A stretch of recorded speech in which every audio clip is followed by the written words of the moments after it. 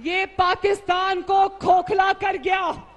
मईशत की तबाही, महंगाई, डॉलर जो है वो उसकी उड़ान देखो।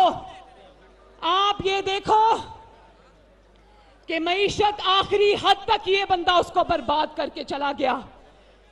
25,000 अरब के नए कर्जे ले गया और उस 25,000 अरब से एक ईंट भी नहीं लगाई, एक ईंट मेरे सवाबी वालों। तो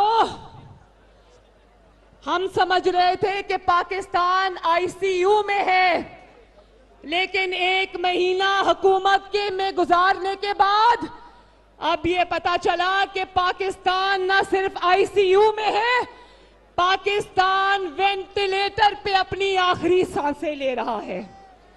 और जिस तरह कोरोना का मरीज आखिर में वेंटिलेटर पे चला जाता है ना, इमरान खान की बुरी कारकर्दगी की वजह से, इसकी तबाही की वजह से, इसकी बर्बादी की वजह से आज पाकिस्तान वेंटिलेटर पे है। मेरे भाइयों, वेंटिलेटर पे है।